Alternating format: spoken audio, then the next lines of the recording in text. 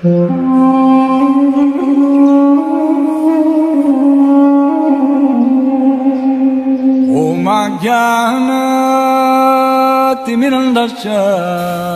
I am Stacy. Krishna Sheila Prabhupada की इच्छा है।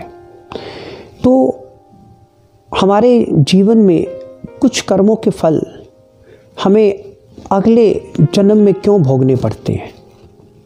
क्यों नहीं हमें सारे कर्मों के फल इसी जन्म में ही प्राप्त हो जाते हैं?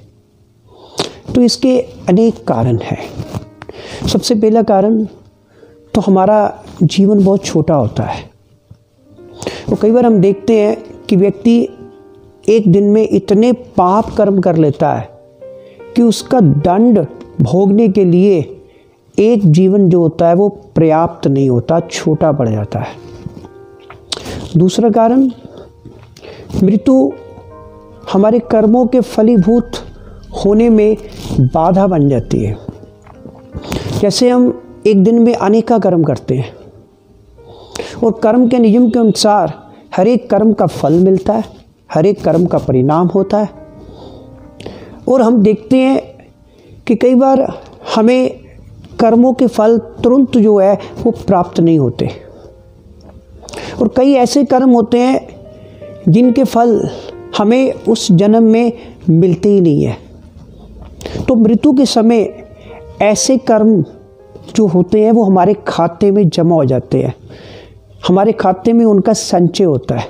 मृत्यु द्वारा हमारा जीवन बाधित होने के कारण हमें उस जीवन के सारे कर्मों के फल जो है वो नहीं मिल पाते, और उन्हें भोगने के लिए हमें अगला जन्म लेना पड़ता है। कर्म के बीजों को अंकुरित और फलीभूत होने में विभिन्न समय लगता है। प्रत्येक कर्म बीज के बोने के समान है, और प्रत्येक बीज का अपना स्वभाव होता है, और उसी के अनुसार एक विशिष्ट समय पर वो फलीभूत होता है। यदि हम पपीते, आम, नीम, सेब इत्यादि के वृक्ष के बीज हम लगाते हैं तो अपने स्वभाव के अनुसार वो फल देंगे। किसी पेड़ पर 6 महीने में, किसी पर 2 साल में, और किसी पर अनेक वर्षों के बाद फल लगेंगे। ठीक उसी प्रकार हमारे जो कर्मों के बीज है वो कभी भी एक साथ एक समय पर फलीभूत नहीं होते, अपितु हमारे कर्मों के बीज अपने स्वभाव के अनुसार विभिन्न समय पर फलीभूत होते हैं। कुछ कर्मों के फल, कुछ कर्मों के बीज शीघ्र फलीभूत हो जाते हैं, और कुछ कर्मों के बीज समय लेते हैं। और ठीक उसी प्रकार कुछ कर्मों के फल हमें इसी जन्म में प्राप्त हो जाते हैं, और कुछ कर्मों के फल हमें अगले जन्मों में प्राप्त होते हैं। सही परिस्थितियों की प्रतीक्षा। तो हमारे कुछ कर्मों के फल किसी विशेष परिस्थितियों में ही फलीभूत होते हैं, और जब तक सही और विशेष परिस्थितियों का निर्माण नहीं होता तब तक कर्म जो है वो प्रतीक्षा करते हैं। तो इसके लिए एक कथा आती है। एक शिकारी ने एक पक्षी के सामने उसके 100 बच्चों को मार डाला। अब फलस्वरूप उस शिकारी के सामने उसके 100 बच्चों की मृत्यु होनी थी। अब शास्त्रों के अनुसार पुत्र प्राप्ति करने के लिए कुछ पुण्य संचय करने होते हैं। जब तक हम पुण्य संचय नहीं करते हमें पुत्र की प्राप्ति नहीं होती। तो शिकारी को 50 जन्म लग गए 100 पुत्र प्राप्त करने के लिए, पुण्य संचय करने के लिए।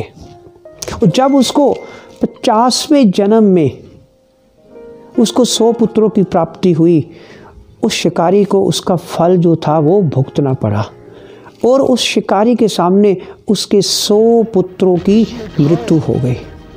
ये कोई अन्याय नहीं थे, ये महाभारत के धृतराष्ट्र थे।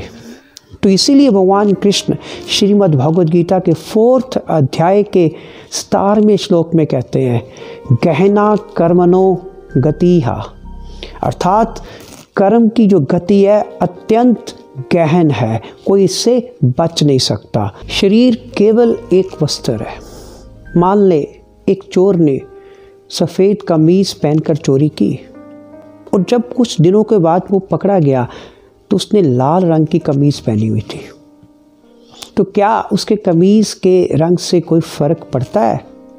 नहीं, भले उसने किसी भी रंग की कमीज़ क्यों ना पहनी हो, जो उसने अपराध किया है उसे उसका दंड जो है अवश्य मिलेगा। तो ठीक उसी प्रकार ये जो शरीर है वो आत्मा के लिए वस्त्र है।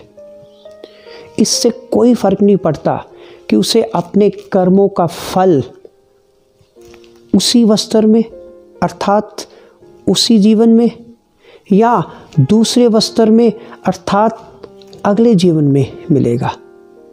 दंड तो अवश्य मिलेगा। तो अब प्रश्न उठता है कि इसका उपाय क्या है? तो कर्म बंधन से मुक्ति का केवल एक ही उपाय है, वो है अकर्म करना। ऐसा कर्म करना जिसके ना तो हमें भौतिक अच्छे परिणाम मिले, ना ही भौतिक बुरे परिणाम मिले। वो कौन सा कर्म है? ऐसा अकर्म है भगवान कृष्ण की भक्ति करना। जब हम भगवान कृष्ण की भक्ति करेंगे, भगवान का नाम का जप करेंगे तो उसको अकर्म कहते हैं। और ऐसे अकर्म के हमें भौतिक फल जो है ना अच्छे और ना बुरे कभी भोगने पड़ते हैं। हरे कृष्णा।